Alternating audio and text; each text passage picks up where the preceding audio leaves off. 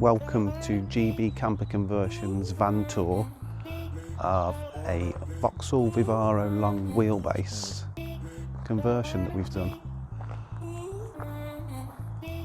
Customers had the pop top fitted already. Customers also supplied some of the materials for us. He's on a particular budget.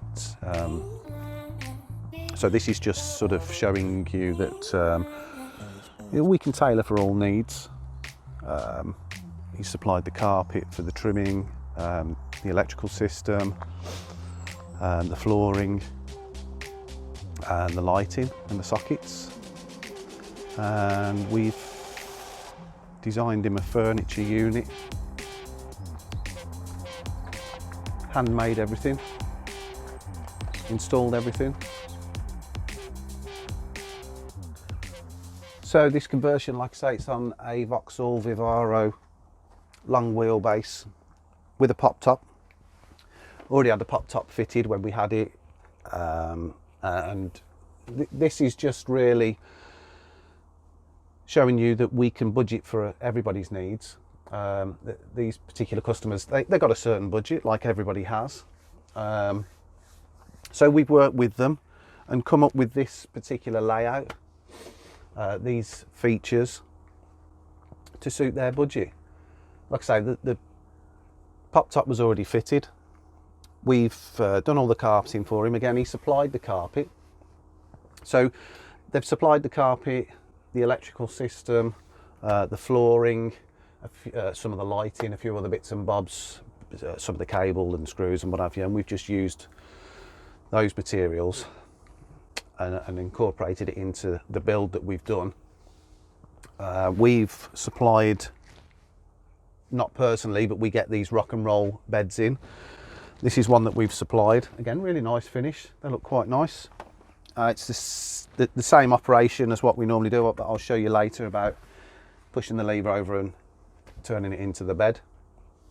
But this particular setup, it's similar to your normal side conversion, where we've got the furniture running down one side. Again, the customer opted for the lift up hatch, which is nice and deep, so you'll get plenty of stuff inside there, with a shelf as well, so it doesn't go all the way down to the ground, just because we're housing the plinth heater that we've fitted. This little device, it's housing his control panel and his 240 volt socket. Again, they supplied us the white sockets and the control panel. He's got his 12 volt power output there, the voltage reading of the leisure battery, and then a twin USB socket. So we've just housed it in there, so it keeps it out of the way, but it's easily accessible. You can still get into your hatch. And by the way, in the hatch as well is the 240 volt consumer unit that we put in there. It's on the wall, again, it's out of the way. But we always use RCD protected mains consumer unit with double pole breakers. So again, we just back to, you've got two switches, one's for your lighting. We've only got two things on the 12 volt. That's, again, he supplied the lighting. We've got some little downlighters over this side as well. They're built into the channel that was fitted when the pop top was fitted. And then the other switch is for the water pump for the cold water supply. So we've got 240, bit of 12 volt. The other 240 we've got here, that's his fuse spur for the heater. This only works on mains. Again, it's just what the customers asked for. So storage wise, like I say, we've already got the lift up hatch, big amount of storage in there. Coming along, we've got, that's where his leisure battery lives. Now we've put it in there because it's the biggest compartment that we could get, and it was out the way, but easy access if he wants to charge it, replace it. You can also add other 12 volt accessories to that because it's quite close to the control panel, so it's not too much of an effort to run another cable up there. Nice shelf, And we've fitted the soft close hinges on this one. Again, the next compartment's along, just moving along. That's where his waste and fresh water containers live. We've housed them in a little sort of unit there so they don't slide about everywhere while they're driving. Nice and easy to take out. Take your fresh out, fill it up, take your waste out, empty it, and then you've still got a decent sized compartment inside that cupboard. Just about see inside there. The soft close hinge, lovely. And then at the front, so again, normally we'd carry the furniture on down and your rock and roll bed would come and stop you from any other furniture, but because this is a long wheelbase, so we've situated the seat right at the back, because obviously this area is now cut off. There's still a bit of storage at the back, but rather than bringing it forwards and creating more space at the back, which you can only use when you're outside the vehicle anyway, we've just given him more floor space, putting the seat back here. Then it's allowed us to put this L-shaped worktop with loads of workspace on here, and a couple of cupboards at the front as well as it comes round. So again, we've got a nice little decent side storage compartment shelved off. This customer picked the colours of the furniture, so we used the pistachio coloured board, silver edging, aluminium handles, aluminium profile, and then the driftwood worktop. Again, absolutely loads of workspace. I mean, there is more workspace than normal because they didn't opt for the fixed hob. They've just gone for the fixed sink, which again is different, which was supplied to us. We supplied the tap, but they supplied the sink. And that is a cold water supply only. But the tap pivots up and down so you can move it out of the way. Still getting access to his window. The windows were already fitted as well when we got the vehicle.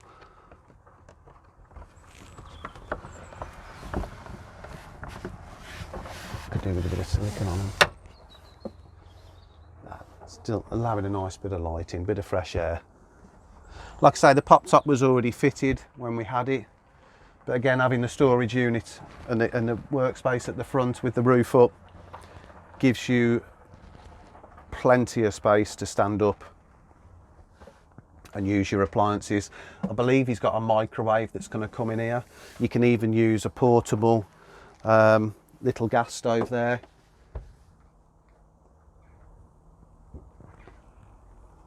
And again, the step, we've just sort of put some aluminium around the step just to finish it off. Again, the customer supplied the flooring. It's almost similar to the driftwood, so it's quite a nice finish. I'm just standing on a bit of carpet so I don't keep getting it dirty. I'll move that out of the way so you can see.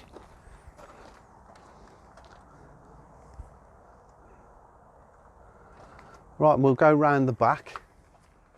We'll show you what else they've got storage wise.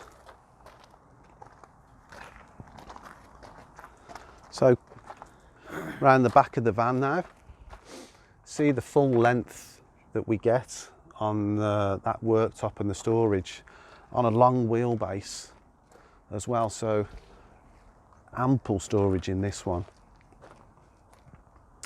We've just carpeted the panels on the back, made it that they're actually going to provide their own curtains as well, so we've made it a solid base for somewhere for them to screw the track to rather than trying to screw it to the metalwork. This is just another storage compartment at the back there. Again, if they ever do opt for gas in the future, that's where the gas bottle could live, because that's fully sealed away from everywhere else. And it's quite simple just to run the gas pipe alongside inside this unit, under the shelf that's there, and bring it up at the front. Plenty of worktop there if we were to cut out a hole for any sort of individual hob or a hob and sink combination unit. And then this is the back end of the rock and roll seat. Again, we've got a bit of storage underneath. We've got a bit of storage at the back as well. Rather than shoving the seat forward and losing that L-shaped unit at the front, we've brought it back and we've gained the storage at the front.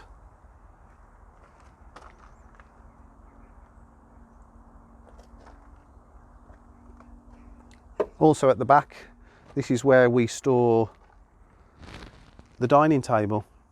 So I'm going to set that up now and we'll show you where that clips on at the front.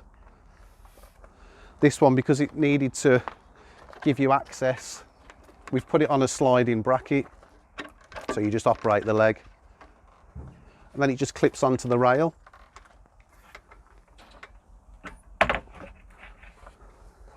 Just going to step in. Nice size table, nice for dining, and you've still got plenty of space at the front. Yeah, and the colours match quite nicely with the grey seat, the silver edging, the aluminium corner profile, and the pistachio with the driftwood. I think it looks quite nice, yeah. Okay, so this is the rock and roll bed that we've got for him and fitted. It comes with the extra swabs and the cushions, which it's a nice little touch. Headrests as well, so the headrests need to come out before we can put the bed down. Okay, so once the headrests are out, you got the lever, pull it across, start to pull the bed towards you. I normally just keep hold of one of the seat belts just so it doesn't slam shut. It comes past, seat belt just misses all the furniture. This side's not touching the metalwork there. We get so far and it drops down.